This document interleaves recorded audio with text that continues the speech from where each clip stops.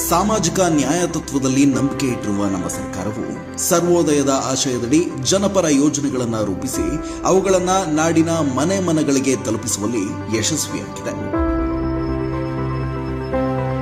ಚುನಾವಣಾ ಪ್ರಣಾಳಿಕೆಯಲ್ಲಿ ನೀಡಿದ್ದ ಭರವಸೆಗಳ ಅರ್ಧದಷ್ಟನ್ನ ಅಧಿಕಾರಕ್ಕೆ ಬಂದ ಕೇವಲ 2 ವರ್ಷಗಳ ಅವಧಿಯಲ್ಲೇ ಕಾರ್ಯರೂಪಕ್ಕೆ ತಂದಿದ್ದೇವೆ ಎಂಬ ಹೆಮ್ಮೆ ನಮಗಿದೆ. ಯಾವುದೇ ದೇಶ, ರಾಜ್ಯ ಅಥವಾ ಪ್ರದೇಶ ಆರ್ಥಿಕವಾಗಿ ಮತ್ತೆ ಸಾಮಾಜಿಕವಾಗಿ ಸದೃಢಗೊಳ್ಳಬೇಕಾದ್ರೆ ಅಲ್ಲಿನ ಶೈಕ್ಷಣಿಕ ವ್ಯವಸ್ಥೆ ಅಷ್ಟೇ ಮಜಬೂತಾಗಿರಬೇಕಾಗುತ್ತೆ. ಈ ಹಿನ್ನೆಲೆಯಲ್ಲಿ ನಮ್ಮ ಸರ್ಕಾರ ರಾಜ್ಯದ ಶೈಕ್ಷಣಿಕ ವ್ಯವಸ್ಥೆಯನ್ನ ಸುಧಾರಿಸುವ ನಿಟ್ಟಿನಲ್ಲಿ ಹಲವು ಕ್ರಮಗಳನ್ನು ಕೈಗೊಂಡಿದೆ. ಗ್ರಾಮೀಣ ಪ್ರದೇಶಗಳಲ್ಲಿ 3 ವರ್ಷದೊಳಗಿನ ಶಿಶುಗಳ ಪೋಷಣೆ ಮತ್ತು ಬಾಲ್ಯಾವಸ್ಥೆಯ ಕಲಿಕೆ ಚಟುವಟಿಕೆಗಳಿಗೆ ಒತ್ತು ನೀಡುವ ಸಲುವಾಗಿ ಕೂಸಿನ ಮನೆ ಎಂಬ ವಿಶಿಷ್ಟ ಯೋಜನೆಯನ್ನ ಜಾರಿಗೆ ತಂದಿದೆ. ಸರ್ಕಾರಿ ಶಾಲೆಗಳಲ್ಲಿ LKG, UKG ಮಾದರಿಯ ಕಲಿಕೆ, 1ರಿಂದ 10ನೇ ತರಗತಿವರೆಗಿನ ಮಕ್ಕಳ ದೈಹಿಕ ಮತ್ತು ಮಾನಸಿಕ ವಿಕಾಸಕ್ಕಾಗಿ ಪ್ರತಿನಿತ್ಯ ಪೋಷಕಾಂಶಯುಕ್ತ ಆಹಾರ ಪೂರೈಕೆ, ಬಡ ಮತ್ತು ಹಿಂದುಳಿದ ವರ್ಗಗಳ ಮಕ್ಕಳ ವಿದ್ಯಾಭ್ಯಾಸಕ್ಕೆ ನೆರವಾಗಲು ವಿದ್ಯಾರ್ಥಿ ವೇತನ ಮತ್ತು ಹೆಚ್ಚುವರಿ ವಸತಿ ಶಾಲೆಗಳ ಸ್ಥಾಪನೆ, ಗುಣಮಟ್ಟದ ಶಿಕ್ಷಣಕ್ಕಾಗಿ ಹೆಚ್ಚುವರಿ ಶಿಕ್ಷಕರ ನೇಮಕಾತಿ, ವಿದೇಶಗಳಲ್ಲಿ ಉನ್ನತ ಶಿಕ್ಷಣದ ಕನಸು ಹೊತ್ತ ವಿದ್ಯಾರ್ಥಿಗಳಿಗೆ ಆರ್ಥಿಕ ನೆರವು ಮತ್ತು ಕೈಗಾರಿಕೆಗಳಿಗೆ ಅಗತ್ಯವಿರುವ ಕೌಶಲ್ಯಗಳ ತರಬೇತಿಯನ್ನ ವಿದ್ಯಾರ್ಥಿಗಳಿಗೆ ಕಾಲೇಜು ಹಂತದಲ್ಲಿಯೇ ಕರಗತ ಮಾಡಿಸುವ ಮೂಲಕ ಕೌಶಲ್ಯಯುತ ಯುವಶಕ್ತಿಯ ಬೆಳವಣಿಗೆಗೆ ಪೂರಕ ವಾತಾವರಣವನ್ನು ಸೃಷ್ಟಿಸಲಾಗುತ್ತಿದೆ. ಪದವಿ, ಡಿಪ್ಲೊಮಾ ವ್ಯಾಸಂಗ ಮಾಡಿ ಉದ್ಯೋಗ ಅರಸುತ್ತಿರುವ ಯುವಕ ಯುವತಿಯರಿಗೆ ಆರ್ಥಿಕ ಬಲ ತುಂಬಲು ಯುವನಿಧಿ ಯೋಜನೆಯನ್ನ ಜಾರಿಗೆ ತರಲಾಗಿದೆ. ಗೃಹಲಕ್ಷ್ಮಿ ಮತ್ತು ಶಕ್ತಿ ಯೋಜನೆಗಳು ನಮ್ಮ ರಾಜ್ಯದ ಸ್ವಾಭಿಮಾನಿ ಮಹಿಳೆಯರ ಬದುಕಿಗೆ ಮತ್ತಷ್ಟು ಬಲ ತುಂಬಿವೆ. ಸ್ವಸಹಾಯ ಸಂಘಗಳಿಗೆ ಉತ್ತೇಜನ ನೀಡುವ ಮೂಲಕ ಮಹಿಳೆಯರೇ ನಡೆಸುವ ಉದ್ದಿಮೆಗಳಿಗೆ ಅಗತ್ಯವಿರುವ ತರಬೇತಿ ಹಾಗೂ ಆರ್ಥಿಕ ನೆರವನ್ನು ನೀಡಲಾಗಿದೆ. ಸ್ಥಳೀಯ ಸಂಸ್ಥೆಗಳಲ್ಲಿ ಮೀಸಲಾತಿ ಹೆಚ್ಚಿಸುವ ಮೂಲಕ ಗ್ರಾಮೀಣ ಮತ್ತು ನಗರ ಪ್ರದೇಶಗಳಲ್ಲಿ ಮಹಿಳಾ ನಾಯಕತ್ವಕ್ಕೆ ಮನ್ನಣೆ ನೀಡಲಾಗಿದೆ.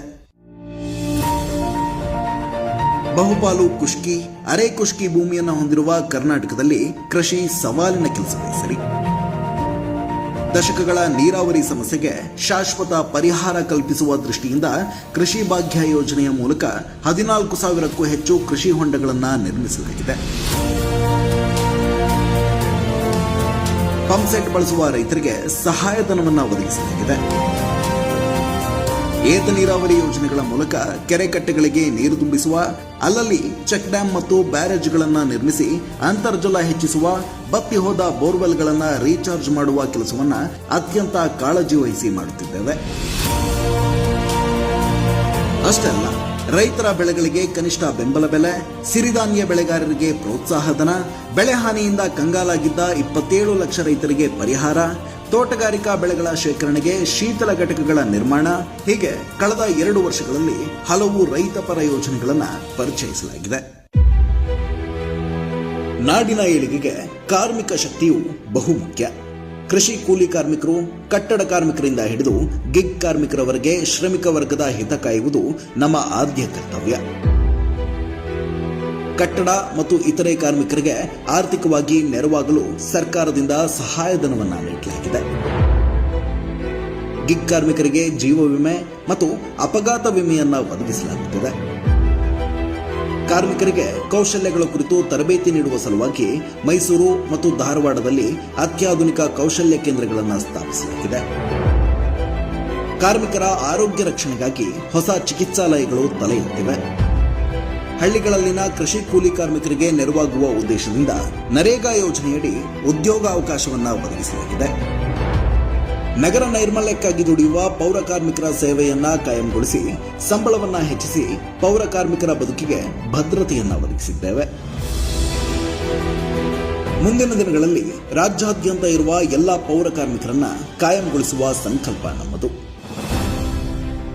ಈ 2 ವರ್ಷಗಳ ಅವಧಿಯಲ್ಲಿ 3,205 ಕಿಲೋಮೀಟರ್ ರಾಜ್ಯ ಹೆದ್ದಾರಿ ಹಾಗೂ 4,400 ಕಿಲೋಮೀಟರ್ ಜಿಲ್ಲಾ ಮುಖ್ಯ ರಸ್ತೆಗಳ ಅಭಿವೃದ್ಧಿ ಮತ್ತು ನವೀಕರಣ ಕಾರ್ಯಗಳು ಪೂರ್ಣಗೊಂಡಿವೆ.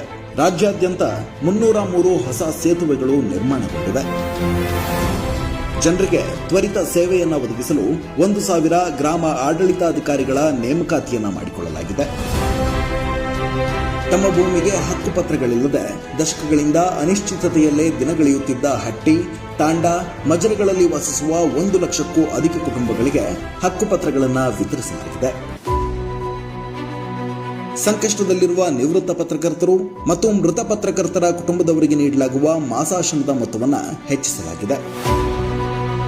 ಅನ್ನಭಾಗ್ಯ ಯೋಜನೆ ಮತ್ತು ಇಂದಿರಾ ಕ್ಯಾಂಟೀನ್ಗಳು ಬಡವರ, ದುಡಿಯುವ ಜನರ ಹಸಿವು ನೀಗಿಸಿವೆ. ಗೃಹಜ್ಯೋತಿ ಲಕ್ಷಾಂತರ ಮನೆಗಳಿಗೆ ಬೆಳಕಾಗಿದೆ. ಹಸುಗೂಸಿನಿಂದ ಹಿಡಿದು ವಯೋವೃದ್ಧರವರೆಗೆ, ಕೃಷಿ ಕೂಲಿ ಕಾರ್ಮಿಕರಿಂದ ಹಿಡಿದು ತಂತ್ರಜ್ಞರವರೆಗೆ ನಮ್ಮ ಯೋಜನೆಗಳ ಮೂಲಕ ಎಲ್ಲಾ ವಯೋಮಾನದ ಮತ್ತು ಎಲ್ಲಾ ವರ್ಗದ ಜನರನ್ನ ತಲುಪುವ ಪ್ರಯತ್ನ ಮಾಡಿದ್ದೇವೆ. ನುಡಿದಂತೆ ನಡೆಯುತ್ತಿರುವ ಗ್ಯಾರಂಟಿ ಸರ್ಕಾರ ನಮ್ಮದು. ಮುಂದಿನ 3 ವರ್ಷಗಳಲ್ಲಿ ಇನ್ನಷ್ಟು ಜನಪರ ಯೋಜನೆಗಳನ್ನು ರೂಪಿಸುವ ಸಂಕಲ್ಪ ನಮ್ಮದು.